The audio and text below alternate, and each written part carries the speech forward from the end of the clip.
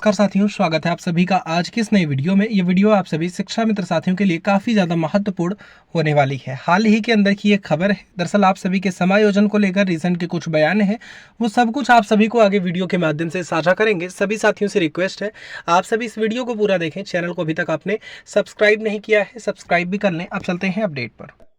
शिक्षा मित्र ग्राम प्रहरी की निगाह लखनऊ और दिल्ली की ओर है। शायद वक्त बदल जाए। वक्त बदल गया तो सब कुछ बदल गया। दीपक वर्मा जी, बहुत गंभीर बात आप कह रहे हैं। बहुत हो गया अपमान, अब तो दे दो सम्मान। शिक्षक का सम्मान ही तो सब कुछ है। बाकी तो शिक्षक के पास कुछ होता नहीं है, और शिक्षक का जब सम्मान नहीं होता है तो वहां शिक्षा का सर्वनाश होना तय माना जाता है। एपीजे अब्दुल कलाम कहते थे कि अगर किसी देश को बर्बाद करना है तो शिक्षक को असम्मान की दृष्टि से देखना शुरू कर दीजिए, शिक्षक का सम्मान बंद कर दीजिए, देश अपने आप गर्त में चला जाएगा। ये मैं नहीं कहता हूं, देश के वो मिसाइल मैन कहते थे, जिन्हें पूरा देश आज उनके ना रहने पर भी पूजता है। आप बताइए, हम किस ओर चल पड़े हैं? हम किनकी बात करते हैं? हम किसके बारे में चर्चा करते हैं?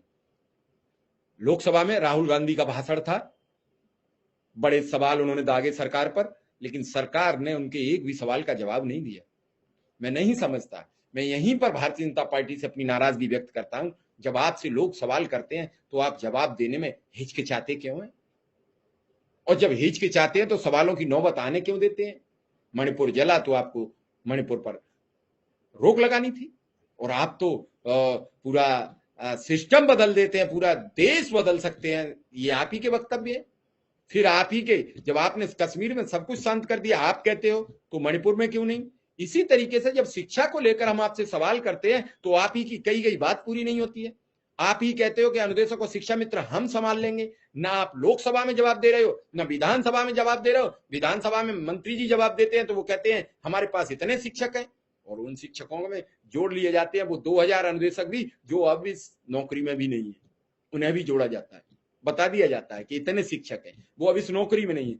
और कम से कम 100-200 शिक्षा मित्र निधन के कारण कम हो गए साल भर में, जब से पिछले सत्र से और सत्र तक उनकी संख्या कम हो गई। 50-100 सेवानिवृत्त भी हो गए। ऐसे में 1500 शिक्षा मित्र भी कम हो जाते हैं, लेकिन उनकी संख्या भी नहीं घटाते बढ़ाते हो। उतनी संख्या मार्च में थी, उतनी संख्या जनवरी के सत्र में थी, उतनी जुलाई के सत्र में। आखिर ये कौन सा डेटा है? कौन से डेटा पर आप काम करते हो? कौन से डेटा को लेकर सदन में बात करते हो? ये सवाल है, और ये सवाल प्रत्येक उत्तर प्रदेश के नागरिक को पूछने का हक है। सवाल पूछा जाए, सवाल किया जाए। आप, जब भी आपसे सवाल किया जाता है, आपसे बात करेंगे शिक्षा मित्र की, आप जवाब देंगे कि हमने अस्पताल के कर्मचारी नियमित कर दिए, हमने उनका वेतन बढ़ा दिया। आपसे बात करेंगे ओल्ड पेंशन पे, आप बताओगे कि हमने तो नई पेंशन नीति में सबका भला कर दिया। आप जिस पर भी सवाल किया जाएगा उसी पर नहीं बोलोगे। आपसे पूछा जाएगा कि अनुदेशक के ट्रांसफर को लेकर आपने क्या कर लिया, तो आप बताएंगे कि अभी हम लगे हुए हैं और लगातार लगे रहेंगे, चाहे जनवरी आ जाए, ट्रांसफर हो चाहे मत हो, लेकिन हम ऐसे ही लगे रहेंगे। पता नहीं, मुझे लग रहा है कि शिक्षा निदेशक या बेसिक शिक्षा मंत्री या जिला बेसिक शिक्षा अधिकारी प्रत्येक स्कूल का सर्वे करने जाते हैं, क्या यहाँ अनुदेशक तैनात किया जा सकता है कि नहीं। फिर उसके बाद वो आके बताएंगे बेसिक शिक्षा मंत्री महानिदेशक को, महानिदेशक बेसिक शिक्षा मंत्री को, उसके बाद ये ट्रांसफर का पहला चरण पूरा होगा। आखिर क्या क्या पैदल जा रहे हैं सब जगह, या आदेश लेके अधिकारी जाने लगे लखनऊ तक? फिर पहले जैसी प्रवृत्ति हो गई हो, अब मेल से काम नहीं चल रहा हो। फिर आपने मानव संपदा पोर्टल क्यों बनाया? जब पोर्टल से आप ही संतुष्ट नहीं हो तो किस लिए बनाया?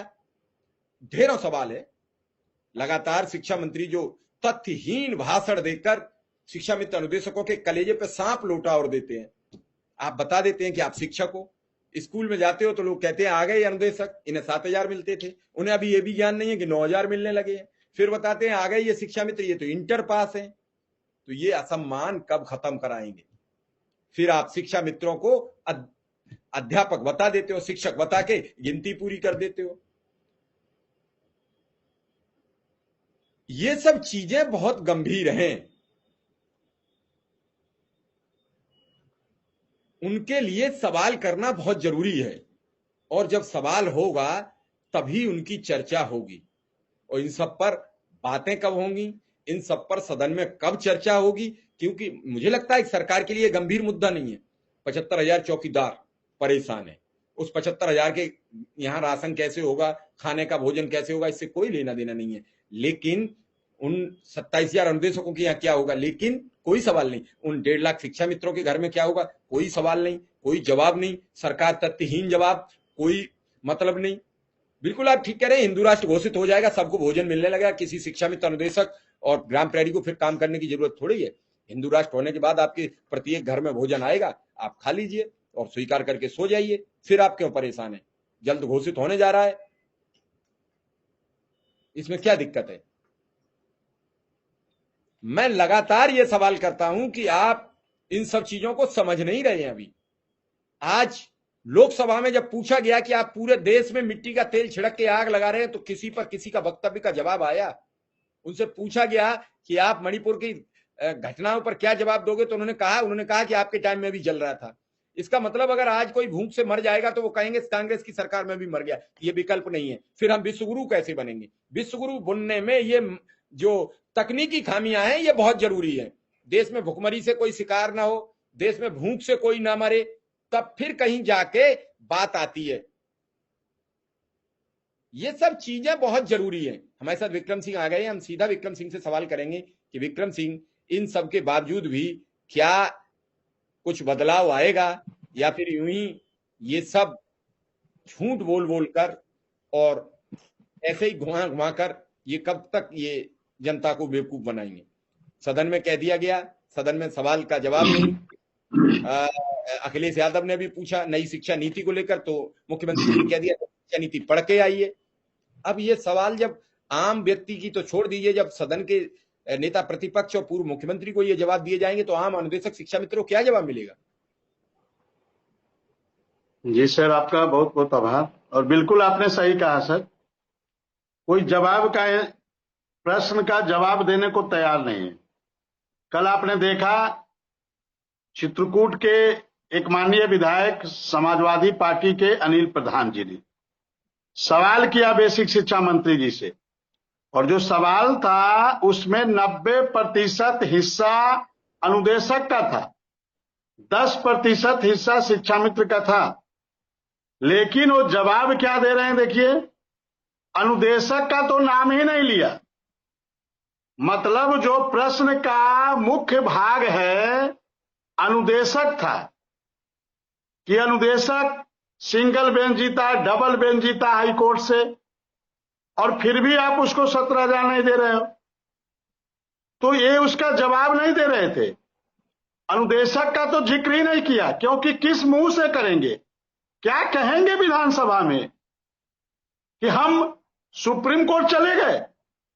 संदीप सिंह जी क्या कहेंगे विधानसभा में? क्या बोलेंगे कि उत्तर प्रदेश की सरकार अनुदेशकों को 17,000 न देना पड़े, इसके लिए सुप्रीम कोर्ट चली गई। ये किस मुंह से बोलेंगे? इसीलिए उन्होंने सोचा कि चलो अनुदेशक का नाम ही न लो, अनुदेशक का कोई जिक्र ही न करो, अनुदेशक पे चर्चा ही न करो, अनुदेशक के सवाल का कोई जवाब ही मत दो। तो इस प्रकार की जब बातें होंगी, और वो भी जिम्मेदार लोग, जब जिम्मेदार लोग प्रश्न से भागेंगे, सवाल से भागेंगे, तो लोग जाएंगे किसके पास? अनुदेशक साथी कहते हैं इस संगठन सवाल नहीं उठ